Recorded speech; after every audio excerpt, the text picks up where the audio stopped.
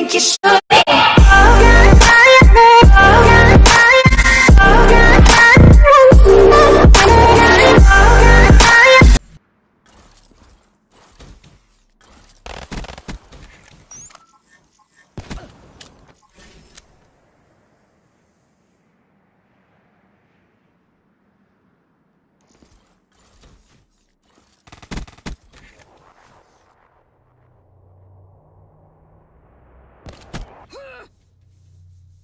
Draw. Stand down. This is not acceptable.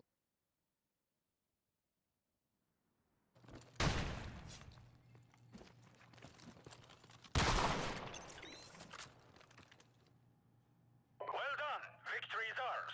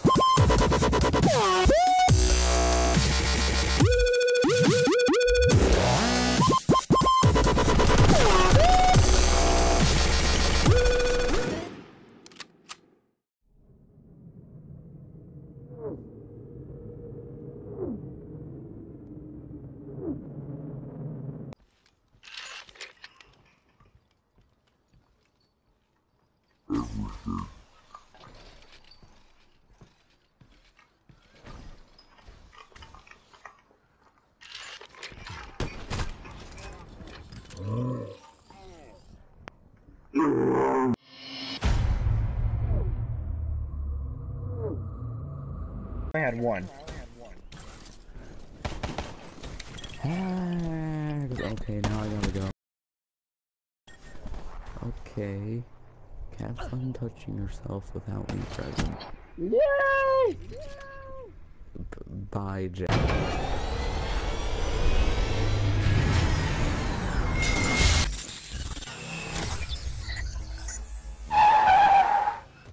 Welcome to Chapter 3, Pronoun Antecedent. So I'm going to define pronoun and antecedent for you. A pronoun is a noun that replaces another noun. An antecedent is an event that's happened before due to the prefix ante. A singular first-person pronoun would be I. The plural version would be we. A singular second person would be you. Same thing with the plural. It's you. Singular for a third person would be he or she. The plural version would be they. For example, my name is Edwin is a singular first person. They went to the store is a plural third person. So, and what I've noticed, a lot of common thinking errors that happen is when people use their to refer to a singular antecedent. Like the can of lima beans sits on their shelf. And another one would have to be the switch between pronoun and person. Meaning like, he went to the store. Mission accomplished. And they would like twist it in a way that it's like, doesn't even sound right. But yeah. That's chapter 3, guys. Welcome to chapter 4, verb tense.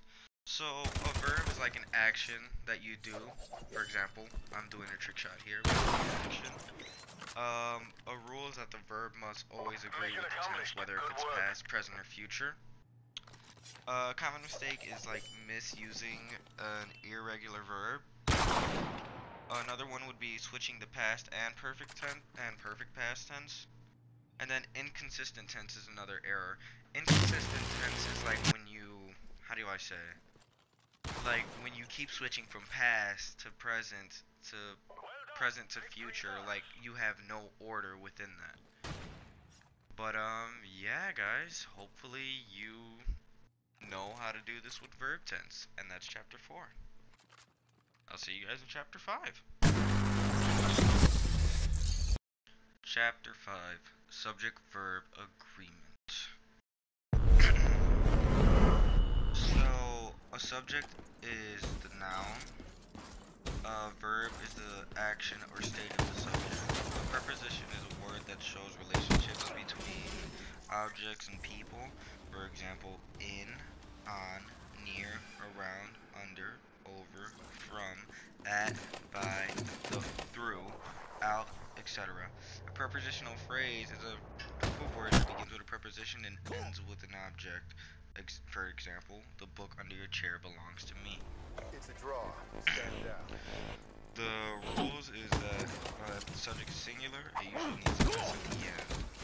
Meaning, like for example, the book belongs to me. If the subject is plural, the verb does not need an S. For example, the books belong to me. Common thinking error is that people usually make the mistake of making the verb agree with the word that comes before it instead of making it agree with the real subject. It's a draw. For Stand down. example, the books under your chair belongs to me. And yeah, that's chapter 5.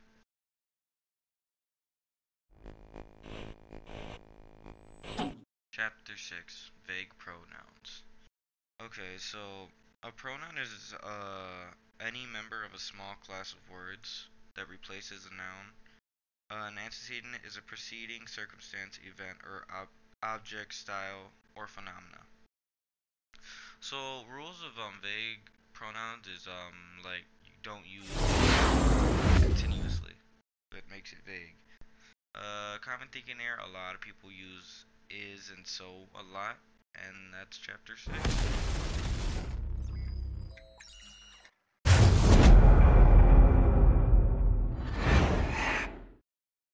Chapter 7, Idiomatic Preposition Combinations. Okay, so preposition is a word governing or usually preceding a noun or pronoun and expressing a relation to another word or element in the clause.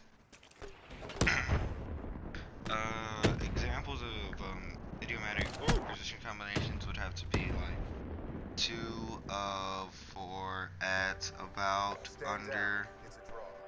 in, on, up, and